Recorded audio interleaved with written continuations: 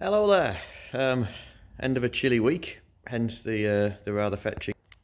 And I just thought I'd run through and show where we are with the end of this week and what we're up to. So first on the bench at the moment, I've got this KTM 1290. It's in for a valve clearance check, a bit of an interim check to catch up with its servicing. So I've just done front cover, front valve clearances in here. I'll do the rear cylinder next. I tend to like to get the rocker boxes off and on a single cylinder at once when you've got something like a V-twin or a V4. Less engine contamination, the better. If you've got both boxes off at once, you've got a chance of knocking something into one cylinder while you're not looking. Front cylinder exhaust valves were just a little bit tight. We just had to change the clearances or the shims on those. Inlets are fine. I'm hoping that the rears are all fine because they're slightly more awkward to work on, but soon find out as I get into it. It's having spark plugs and an air filter done while it's apart, so you can see with it being stripped down to this level, you might as well do everything you can while you're in there. All the parts of it laid out across there on the various benches and some of the parts on the bench. They're not actually very difficult to do once you get to this stage. The valve clearances aren't too tricky, but all these modern adventure type bikes, taking them to bits is just an awfully involved job. Second bench over here, this has been Oscar's job and project mainly for this week. This CB200 was originally booked in because the engine wasn't running very well, had aluminium in the oil and was smoking. So we said we would do an engine refresh, but while it was in, the customer said, and we sort of made an agreement, right, well, we wanted the frame powder coating. So he had a powder coater lined up.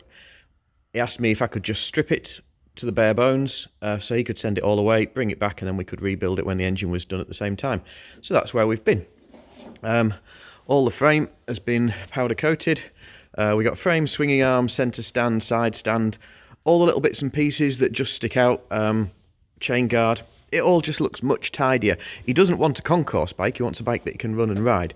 But the swinging arm was starting to rust, the side centre stand was starting to rust.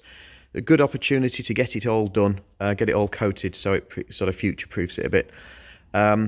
Slowly going back together, it's nearly there now. We actually had it fired up. Just briefly, it's full of oil, stuck some petrol in the carbs just to check the ignition system's set up right and everything. We just give it a quick start, ran it for 20 or 30 seconds, so we've done our initial checks. Still an awful lot more to go, really. They get to this point and you think, well, that's it, isn't it? We'll stick a tank on and we're done. There's an awful lot of tests and checks to do. We've got to do ignition timing, we've got to do carb setup. They're already balanced, but we might need to do an extra tweak or two to them as they go. Then oil checks, we're checking for oil leaks, anything coming out where it shouldn't after a full rebuild. You hope not, but there's always a chance.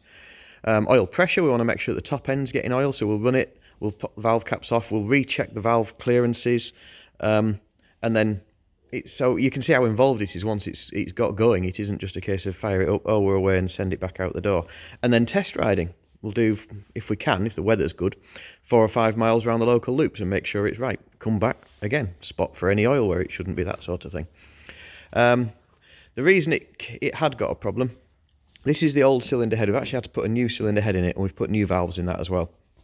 So that hence the old valves are still sat in their pockets here. The cam chain tensioner, which runs in a channel here, had stuck. So it wasn't adjusting. Wasn't taking the chain slack up even when you tried to adjust it.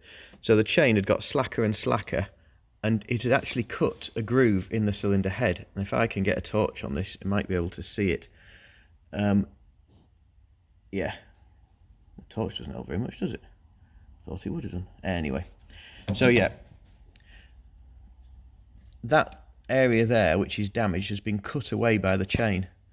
The circle, which is a crescent, that should actually be a complete circle of aluminium, so you can see how much it's cut out.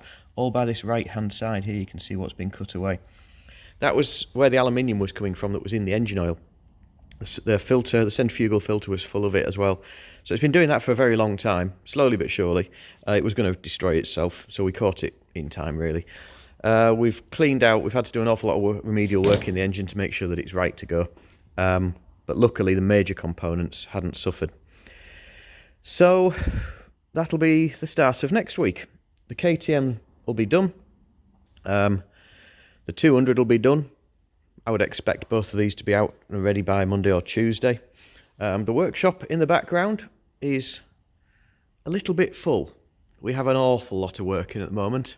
We've got a GT 750 triple having a gearbox rebuild. You can just see the engine actually on the end of this bench here. It's just the crank looking at us there. That gearbox is getting assessed at the moment to find out what it needs. It was jumping between 5th and 6th. CB1100 at the back, in initial inspection, there's Kawasaki Versys in there, in for a major service and overhaul. Buell having a load of bits and pieces fitted to it. A rather nice Honda CB754 hiding in the corner. We've actually got 2 of those in at the moment. And a few more hiding in the background. Yes, very busy. Me and Oscar working as hard as we can to get through them all. I think it's going to be time we get another mechanic in honesty. I think that's probably where we're heading. Clear the bikes, organise them a little bit, create another workstation, and look out for somebody who might want to join us. There's certainly the work there. We're turning work down. Well, we try not to turn it down, but we're delaying work every week. When people ring up to say, "Can I get a bike in?" I'm having to say, "Well, you can," but I'm having to squeeze them in or shuffle them back. We've got an RVF 400 just poking its nose around the corner there. That's in for a major overhaul after it's been stood for a long time. So yes, we've got a catalogue of work ahead of us. We will get through it, but I think we're going to need another set of hands. But anyway, keeps us busy. Never mind being busy.